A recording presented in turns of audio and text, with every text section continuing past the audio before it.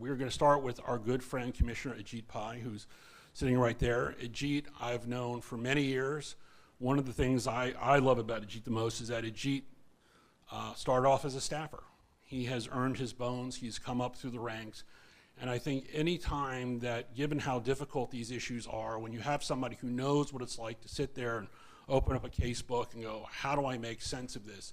I think brings a very, very welcome and needed perspective to FCC decision making, because he knows that these orders have to be upheld, they have to go to court, and I think it was an excellent, excellent choice by President Obama to do that. So without further ado, my good friend, Commissioner Pai, come on up.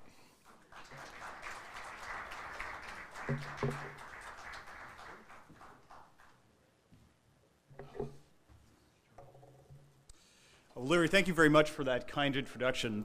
It's good to see some familiar faces in the audience, and look forward to meeting with and working with the remainder of you in the months and years to come.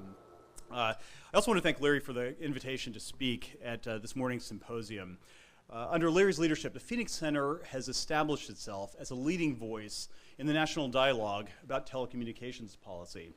And when I think of the Phoenix Center, one thing comes to my mind: rigorous economic analysis. I'll confess that after Larry's presentation, item 1A is cigars on the roof, but we'll save that for another time. But the Phoenix Center's research is not driven by the political trends of the moment, nor does the Phoenix Center succumb to the temptation, all too common in Washington, to engage in heated, over-the-top rhetoric that doesn't contribute to the substance of the discussion. Rather, your approach, and the approach of Dr. Ford and the rest of your colleagues, is more akin to Dragnet's Jack Webb, who would famously ask, as you probably know, for just the facts, ma'am. Now, this strategy doesn't necessarily make you popular all the time, but it does something much more important. It makes you credible. So thank you for your efforts, and to the entire Phoenix Center for what you do. Turning to the topic of this morning's symposium, our panelists will be addressing the impact of the 2012 elections on telecommunications policy. It goes without saying that I am not a political analyst, so I will generally refrain from pining about the effects of November's election results. But I do, however, have two brief pieces of breaking news that I'd like to share with you this morning. First, the results are finally in, and in a nail-biter, Mitt Romney carried my home state of Kansas by 22 points. He even got 692,576 more votes than Roseanne Barr, who got 58. So that's something to take note of. Second, and on a more serious note, I do want to put an end to some of the speculation that has swirled in the trade press, not to mention some of the worry that has roiled the financial markets. And I want to inform you, once and for all, that I am not under consideration to be the next chairman of the Federal Communications Commission. Now, on a more serious note, I'd like to spend a few minutes with you talking about the year ahead in broadband policy, because I believe that 2013 is going to be a watershed year in that regard. Indeed, the most important action probably won't occur either at the FCC or on Capitol Hill. Instead, it might well take place about a mile down the road at the federal courthouse on Constitution Avenue. At some point next year, the DC Circuit is likely to decide the fate of the Commission's 2010 net neutrality order. I think it's fair to say that whatever the court's decision, the consequences are likely to be profound.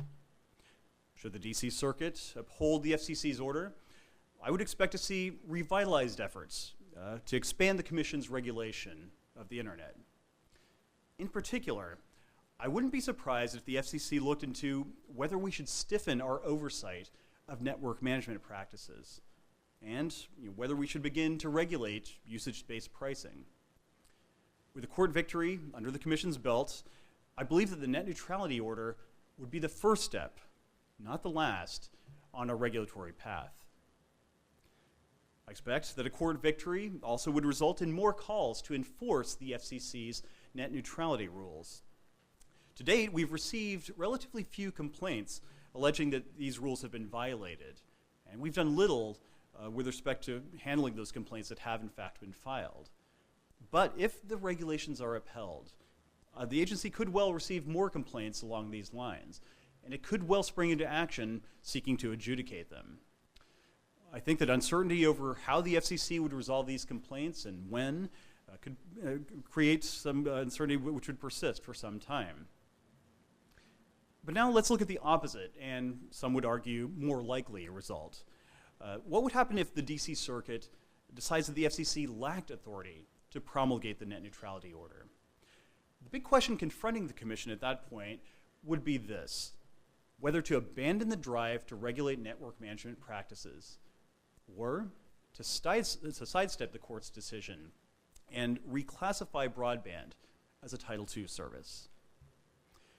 For what it's worth, and this will not be much of a surprise to anyone, I've already made my views on this matter clear. Under no circumstance will I support Title II reclassification. I'm convinced that grafting the creaky, burdensome common carrier regulations of yore onto the internet would slow broadband deployment. It would reduce infrastructure investment. It would frustrate innovation. It would impede job creation, and ultimately, it would hinder economic growth. But I don't say this from a partisan perspective, because in my view, this is not a partisan issue. Back in 2010, for instance, 74 Democrats in the House of Representatives signed a letter informing the FCC that they too opposed Title II reclassification. So this suggests to me that any initiative to reclassify broadband service next year or beyond would engender bipartisan opposition from Democrats and Republicans alike.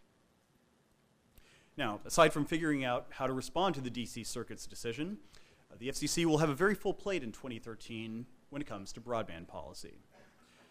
I believe that the greatest challenge the Commission will face and must face head-on in 2013 is one that actually hasn't been on our radar all that long, and that is this.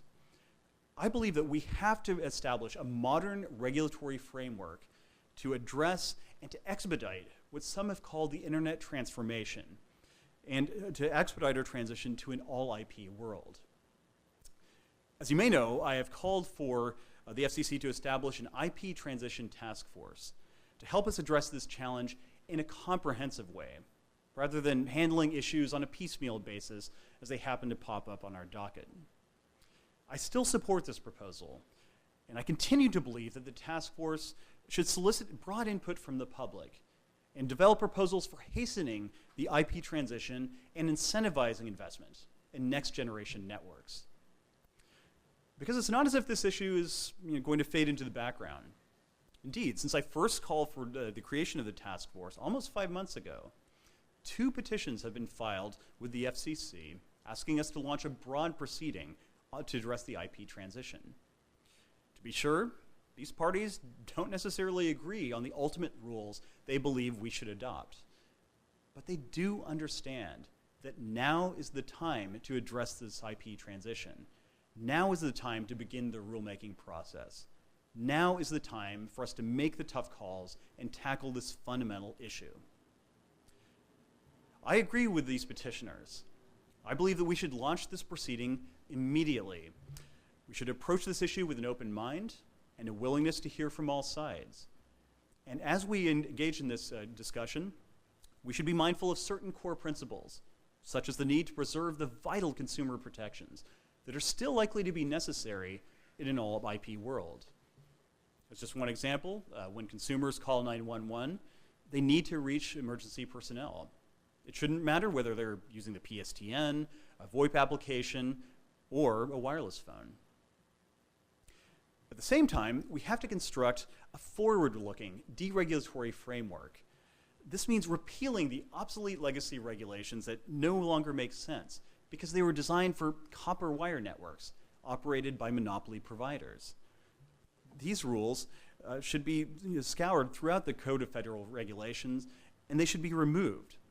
In particular, we should track down and get rid of all the tariffs, the arcane cost studies, and the hidden subsidies that operate to distort competition for the benefit of companies, not consumers. While these rules remain on the books, the extension of those rules to IP may simply be too tempting. Now, a good sign of where the Commission is going to be heading on these issues will come during the first half of next year, when we rule on U.S. Telecom's pending forbearance petition. If granted, this petition would relieve incumbent carriers of a number of outdated regulations. Just to give you one example, ILECs currently have to file periodic reports supported by sworn affidavits showing that their narrowband enhanced services are in compliance with equal access obligations, including details on interfaces with third parties and the unbundling of basic services. These reports are unnecessary, onerous, and obviously arcane all at once. Equipment manufacturers no longer have any reason to design equipment to meet these inefficient and outdated requirements. And the FCC itself has acknowledged their obsolescence, stating, and I quote, that it does not rely on any of these submissions in the course of its decision-making. If that's the case, then we should be willing to get rid of those regulations. And if we are not, well, that would be an ominous sign for the future. But just imagine, on the other hand, what we could accomplish if we swept away the regulatory underbrush. We would send a positive signal to the marketplace that the FCC is serious about establishing a modern deregulatory framework for the all-IP world. And the marketplace would respond to that signal, I believe, in a positive way by innovating and investing to the ultimate benefit of American consumers. So in conclusion, as we enter 2013, we are quickly approaching a fork in the road when it comes to broadband policy.